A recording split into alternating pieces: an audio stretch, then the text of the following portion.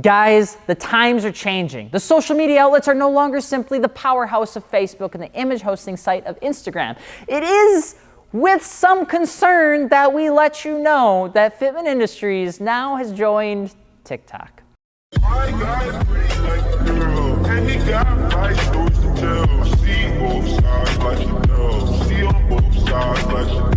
I'm sorry. I'm not really sure how to feel about it either. It's kind of sort of worth it, so feel free to join us if you want, but don't tell anyone publicly because we're not really sure when TikTok is going to be socially acceptable and when people actually talk about it outside the scope of their close friends.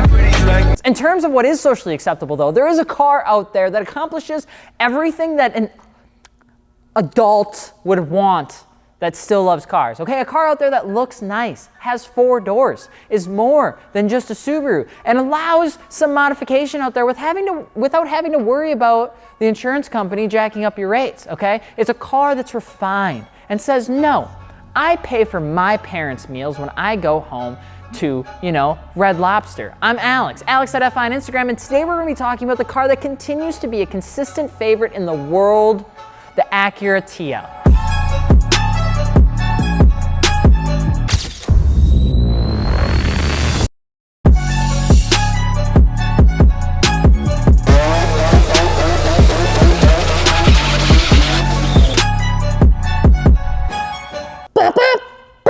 All right, sorry, I'm done. And while we're talking about being a productive member of society, since we're chatting about Acura TLs, don't forget to subscribe. And if you're looking for wheels, tires, or suspension, be sure to hit us up at fitmentindustries.com where we have it all. For your adult Acura TL, or if you're still a teenager at heart like me, pretty much everything else that, you know, it's Christmas. You could celebrate. It's the holidays. If you don't do that, get yourself some wheels, okay? The Acura TR was originally an entry-level luxury car that was made by Acura to replace the Acura Vigor back in early 1990s, okay? The car had a few different names depending on the time frame and country that you were looking at. Right off the bat, the Acura TL came out of the gate doing pretty well, ultimately becoming one of Acura's best-selling models in their lineup and ranked the best-selling luxury sedan right behind the 3 Series. 3 Series has it on lock. Taking it to the origin story, the Touring Luxury, or TL, debuted with 2 different motor options, either a bunky little 2.5 liter or a 3.2 liter, and had quite a few little quirks and features that made it stand out. For example, the TL was the first Acura to be named as such because Acura wanted consumers to focus on the Acura name versus the model name, okay? Gives it a little bit more prestige, I think. I'm not sure. The 3.2 liter was mounted in a longitudinal, it was done the other way. The 3.2 liter was mounted in a longitudinal position. Why do I have to say that so angry? I just don't want to mess it up. Which ultimately gave it better weight distribution and gave it the long hood that everyone knows and loves today. Now, way back in the beginning, the TL wasn't anything to really blow the doors off the market. It was just a luxury Japanese car, and for the most part, the first generation didn't really make any creative waves in the aftermarket scene. It did have some overseas popularity, but most of us in the USA don't really have a huge focus on the first generation. But then the second generation came. Oh yeah, that one didn't really have a whole lot of heavy modification background either. I'm sorry. Okay, the second generation would be released in 1998. Featured a new motor, new electronic transmission, and a new overall look. However, probably would stay away a little bit from the second generation. We'll get into that in a little bit. But the reliability failed to follow from the first generation, with the transmissions just kind of sort of commonly failing in the US models. There's this like little itsy bitsy clutch pack that wore, then ultimately caused the car to suddenly downshift regardless of speed. So you could imagine what would happen on a highway. There were some lawsuits, some extended warranties, a few angry people, if you will, that weren't happy about their car stopping on 441. And that ultimately tainted the second generation TL from ever really doing fantastic. But then finally, after a few more years of revisions and changes, the third generation finally rolled out, and it's a good thing that they did, because that's pretty much what this video is about. The third generation's a banger.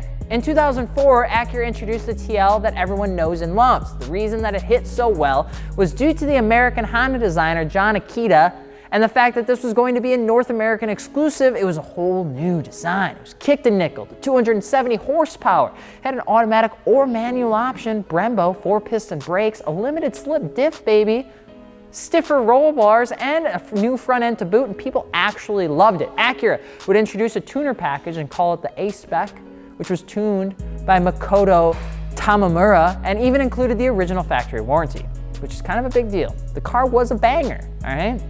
The interior had upgraded 6-disc audio system, had 8 speakers, it had Bluetooth, it had XM radio, it had things, it had more stuff, and it had all the goodies that the Acura TL became Acura's best-selling sedan in 2004 with a little under 80,000 units sold.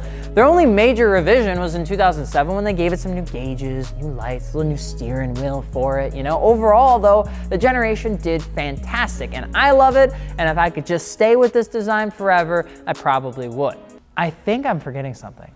Oh. Yeah, there's a 4th generation too. I'm kind of kidding, but I'm kind of not. The 4th generation came along for a few short years and then it had some like kind of edgy teenager vibe to it that they called Keen Edge Dynamic. It had a power plenum upper grille that not many people liked. And although it featured improvements technically over the previous generation, not many people would end up snagging this bad boy because people just really weren't about the car too much. But it was still good. It had refinements on the all-wheel drive system. It had a better self-adjusting dual mass clutch. It had improvements to the transmission. It had improved weight reduction. It had better multifunction display. People just didn't gel with it, you know? They just didn't vibe with the bro of the 4th generation. But 3rd gen, you're my boy. But we're not here to talk about the history, oh no. We're here to talk about what it's like to own an Acura TL. So you want an Acura TL. Well, set down the 401k and put away the readers, okay? Because we're about to talk about what it's like to own one of these bad, but ultimately still is a 9-to-5 job, boys, okay? The 1st and 2nd generation aren't where many people spend their time in the TL lineup. Although you can snag one of these for a pretty good price, the 1st gen just don't host the same sort of community as the 3rd generation. The 2nd generation, transmission issues haunt the car constantly, so even though you could pick up one and have some fun with it, we probably just recommend staying away from them because stopping on the highway is scary. Now, the 3rd generation is where it's at. This bad boy has all the thing right. It's got the angry little headlights, the sharp nose, the nice interior, and a body style that just doesn't seem to age. Wheels range from your Autohans to your Weds, tires from Nexen all the way to your Michelin Pilot Sport 4S's. Pretty much everything is common on these cars. Or you can even go into like True Heart coilovers or airlift suspension for if you want to put it on the ground because it looks good there. I'm not sure what it is about these cars, but everything on the styling aspect of it are pretty well locked in. Like how the headlights line up to match the upper door body line, or how the indentation on the hood flows from the bumper all the way back to the glass. Everything is just decent, and when you look at it, no matter from what angle, the car looks proper. Now, when it comes to reliability, the 3rd generation did fairly well, with most of its issues coming from driving it to the point of rust or just your overall typical maintenance repairs. But try to get the manual variant of the TL if you can, not the auto. The automatic's reliability reputation across nearly every generation is not the dandiest, okay? A lot of people that own TLs daily drive them because of their comfort and the fact that they have 4 doors. It's not a car you have to put away in the winter, it's one that you can if you wanted to. A few things to look into though if you are looking to pick one up is the rust on the rear quarters, as they have a tendency to get weak over the years. Timing belts need to be swapped out every 100,000 miles or 8 years, so you'll want to see that in the mess of paperwork you get when you are trying to actually buy the car from the one person on Craigslist that only responds at very awkward times of the night because apparently that's the only time he's available. Then he makes the fake phone call talking about how the car is still available in front of you in hopes that you get the price. Anyway, the 4th generation we don't talk about much because the enthusiasts keep the old buying process between the 2004 and 2008 years.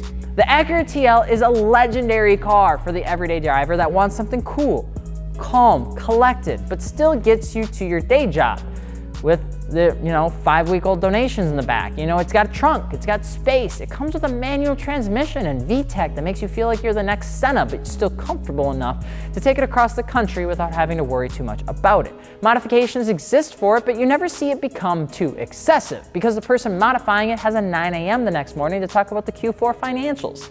It's just a car that gets it done, and if you're looking for something that you can moderately modify without having to change the world with it, a lot of people love Acura TLs. So what do you think about the Acura TLs? Let us know in the comment section below. And of course, if you're looking for aftermarket wheels, tires, or suspension, hit up your boys at fitmentindustries.com. I just want to get a t-shirt with my face that has that, with more hair, so that way it looks, you know, more realistic. Anyway, and if you guys haven't subscribed yet, don't forget to do so. I'm Alex from Fitment Industries. We will see you later. Hope you like the sweatshirt that's not released yet. I'm definitely gonna keep wearing it in videos because it's super comfortable. Okay, bye.